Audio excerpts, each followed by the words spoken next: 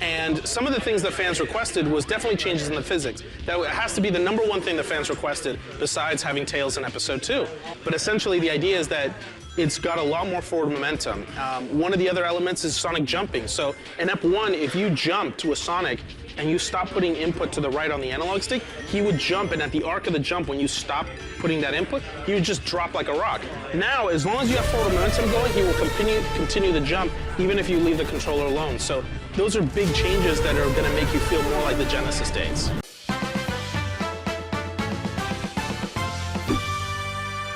Hey, what's up, guys? Alright, so, I almost forgot that it's Amy Rose's 30th anniversary. It's 2023.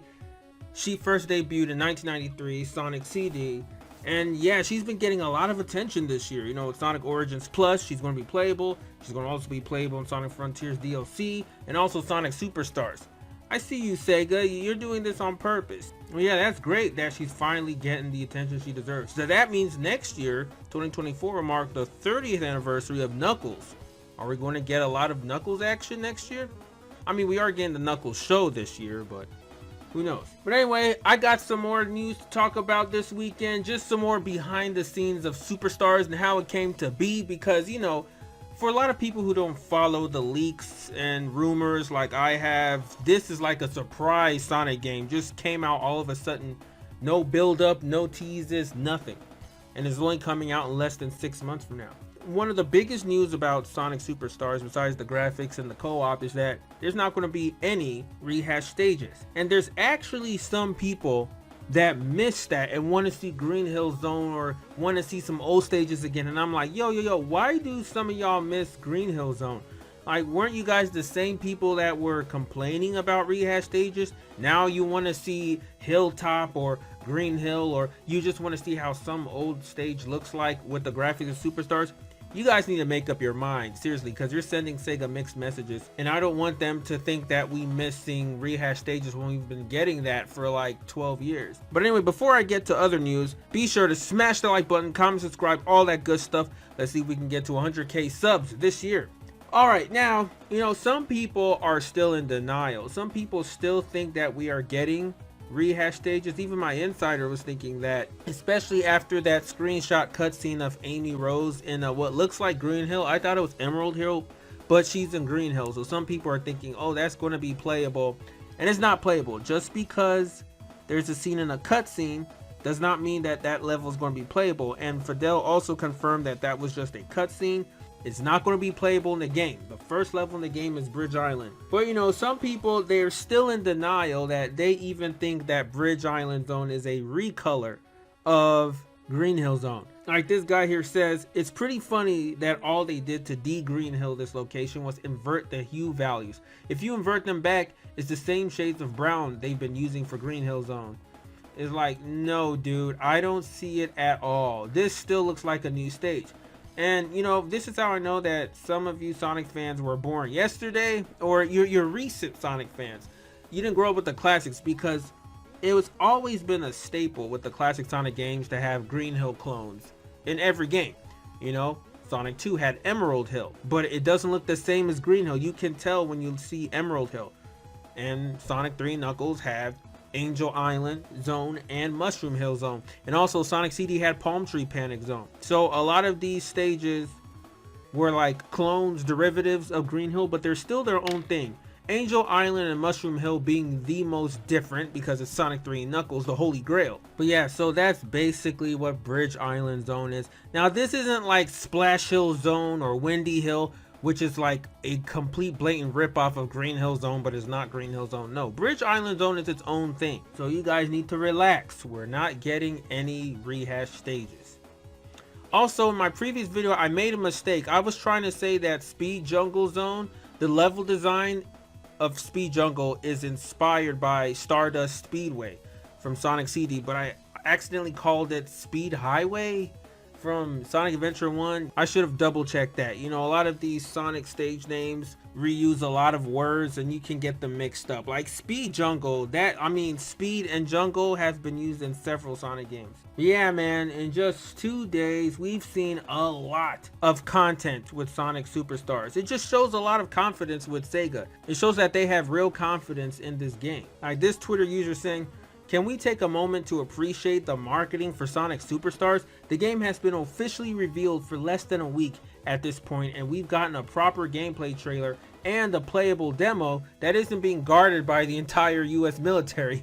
That's funny because I know all you guys remember how there were like bodyguards and bouncers blocking the cyberspace stage gameplay from Sonic Frontiers exactly a year ago. It's because Sega knew that we would complain about the rehashed stages and just all the level design being borrowed from games like Unleashed, Generations, and Sonic Adventure 2. So that means even Sega is aware of the rehashed problem. That's why they had a lot of the bodyguards, you know, guarding the gameplay, and we barely saw anything until like months later. But they feel really confident about this game because there are no rehashed stages. So that's a good thing. I like that. So some of you guys that are missing rehash stages, just with all due respect, zip it. I don't want Sega to hear anything from you guys and then they think, oh, they want to see more rehash stages. We don't. I mean, sure, I wouldn't complain if we had a bonus stage like Sonic Adventure 2 did with Green Hill of like an iconic classic stage, but I don't want that to be in the main game. And yeah, also, come to think of it, this is the first time Sega's made a new Sonic game back-to-back since Sonic Colors. I'm talking about Sonic Team. 2010, 2011, we had Sonic Colors and Sonic Generations. Now, this time, last year, we had Sonic Frontiers and now Sonic Superstars.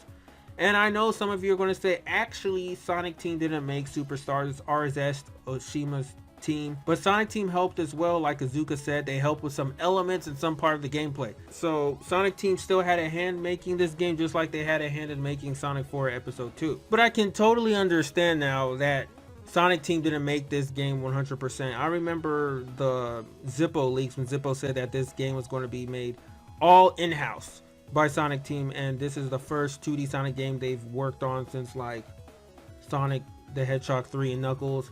And I found that hard to believe. It's like Sonic Team, I'm not saying that they lost their mojo, but they definitely need some other outside help to make sure that this game isn't a complete failure. And you know, Sonic Team, they had a lot on their plate. You know, over 60 of their members had to work on Sonic Frontiers, which is still a small number, but they had to be split. They were working both on Frontiers and Superstars simultaneously. Remember, Superstars was shelved a couple years ago so they could focus more on Frontiers. And it's like, yeah, no way they could have pulled off the momentum and everything in Superstars, but at the same time, they were fucking up the cyberspace stages of Frontiers. You know, the physics in that one were jank. I enjoyed the cyberspace stages for the level design because it was taken from, you know, other great games, but the physics of the cyberspace were very poor. And you can't tell me that Sonic Team worked on that and Superstars and they somehow made Superstars great without getting outside help. But yeah, let's talk about how Superstars came to be. Because I've already told you guys that Superstars came to be because plans with Christian Whitehead fell through with a Sonic Mania sequel. But now Azuka also confirms that too. It says right here, Sonic Mania director talks fell through. Sonic 3 composer Wilhelm Audio. Sonic Team boss Takashi Iizuka said in an interview at Summer Games Fest on Saturday that the company had originally intended to collaborate again with developer Christian Whitehead, who directed 2017 Sonic Mania, but plans fell through. Iizuka then approached Oshima, who worked on the original Sonic the Hedgehog and other entries in the 90s, to lead the next 2D game with his development team, which is best known for developing titles such as Hey Pikmin and Yoshi's New Island, and also Balan Wonderworld. Sonic Mania developers Headcanon and Christian Whitehead are not involved, Iizuka confirmed. When we were making Sonic Mania and the game was finished and Chris was done, we had a conversation with Chris and the team about what the next 2D game we make should be, he explained. We had some concepts and ideas laid out between the teams, but we couldn't kick off the project, and so it disappeared for a while with Chris and the team. I'm friends with a lot of my old co-workers, and I was having a conversation with Oshima-san about how we should make a Sonic game together and if he'd be interested. He's the original creator of Sonic, and so we had a conversation about whether his company RZ would be interested in working on a Sonic game. So there were ideas with Chris and the team that fell through. Sonic Superstars is really all developed by RZ, but Sonic Team in Japan is working with them on design and some other elements. RZ and Oshima-san are 100% developers of the game. Iizuka explained that he feels he can trust Oshima's team because of his valuable experience working on the original Sonic games. Oshima is best known as the creator of Sonic's character design, but Izuma said few people know that he actually designed many levels too, from Sonic 1 and CD, and he has an understanding of how to make a true classic Sonic game. The article also explains that both Jun Sanao and T. Lopes are working on the soundtrack for Sonic Superstars, so that's good. I hope Jun Sanao really lets T. Lopes take the wheel on this, because if Jun Sanao is going to make the soundtrack sound like Sonic 4 or the Supersonic theme in Sonic 3 Knuckles on Sonic Origins, then no thanks. I really want T. Lopes' music to shine through in this game. But yeah, so Evening Star Studios was created by Christian Whitehead in late 2018. So that's definitely when the plans have to have fallen through with Christian Whitehead and Iizuka on a Sonic Mania sequel or another 2D game like Sonic Mania. Because, Sonic Mania Plus came out in the summer of 2018. So I'm thinking 2019 is around the time Iizuka talked with Oshima about, the next 2D Sonic game. And as you know, COVID hit in 2020, so that halted a lot of plans. But yeah, Whitehead is still working on an original game for his company, Evening Star Studios. Last time I checked, they're still working on that original game and it hasn't come out yet. Besides the game looking fine, let's talk about the level design. Now, I'm saying this as a fact. This is not an opinion, but this is just something I have observed. Sonic Superstars will not be on the same level as Sonic Mania and Sonic 3 Knuckles in terms of level design. Now, hear me out. Not even Sonic 2 and Sonic 1 are on the same level in terms of level design as 3 and Knuckles and Mania. Ever since 3 and Knuckles, I've always wanted a true spiritual successor or a true successor to that game. Level design, character, gameplay, power-ups, everything. And I finally got that with Sonic Mania. And the level design in Sonic Mania is basically Sonic 3 and Knuckles on crack. Superstars level design looks more akin to like Sonic 2 and Sonic 1, but mostly Sonic 2. That is like the standard foundation gameplay of Sonic. It's like Super Mario Bros. 3 foundation is to the Mario Bros. Series or Super Mario World. That's what Sonic 2 is. Even Dashi. I watch a lot of Dashi XP, so when I was watching his channel, Dashi Games, and he played Sonic Mania, he stopped in the middle of Flying Battery Zone. Not because the game was bad. He said that it was way too, confusing, like a maze. And it was overwhelming for him, so he didn't want to continue it. He's like, he'll only continue it if everyone wants him to continue it. But I can see him completing Sonic Superstars. I can see him getting into that game more, because from the level design, it's a lot easier and way more friendly for casuals than Sonic Mania. Sonic Mania was not a casual friendly game. People were getting game overs, time overs. Remember that one leaker that got 13 game overs in the Oil Ocean? It was so bad that Sega had to patch that level to make it just a little bit easier. And I remember when I first played, I got a time over on Titanic Monarch. And in an interview with, I think, IGN, Iizuka said that he wants Sonic Superstars to be easy for the family to jump into and play cooperatively. That's the huge gimmick of Sonic Superstars that Iizuka's trying to market. Co-op. There's no way you can do co-op if the level design is like Mania. It's going to turn some family members off, just from getting into it. And I'm talking about the casuals. So I totally understand that. I mean, look at New Super Mario Brothers. The level design is very basic too. It's made that way on purpose, for the family to get into co-op. And the same can even be said with Mario 3D World, and I love that game. So I ain't mad at that. I'm pretty sure Superstars will sell better than Mania did. And the story honestly should be better too, because Mania was tied down to being connected with forces, and you know how that went. So yeah, you guys need to check out that one old video I made back in 2017 of talking about, Sonic 3 Knuckles level design. It's like a holy grail video I made. I'm going to link it right here. I really talk in detail about the fundamentals of level design with all the classic Sonic games from Sonic 1, 2, CD, 3 Knuckles, and how they differ, and how Mania differs too. So be sure to check out that video, because that's what I'm talking about here. Because I want to clarify myself, because some people are going to think that I'm putting down Superstars when I'm not. I'm just saying Superstars will not be on the same level as Mania and 3 and Knuckles. Level design, it can't be, because those games are not casual friendly games. So now let's talk about the Emerald powers. Now, it's also stated that the Emerald powers can be used by everyone, even Amy. So that's good. It's not only Sonic that can use the Emerald powers, and that means we might get a Super Amy. I don't know if they're going to be super forms in this game, since the Emeralds kind of have abilities of their own, but we'll see. And this part is funny. Izuka said in an interview that the inspiration for the Chaos Emerald powers came from the Wisps. Oh yes, we can never escape the Wisp's shadow. But yeah, because I was looking at the Emerald powers, and it really reminded me of the Wisp. You have to collect the emeralds, you get these powers. Even when Sonic transforms into like the water power and climbs up the waterfall, it looks like a Wisp.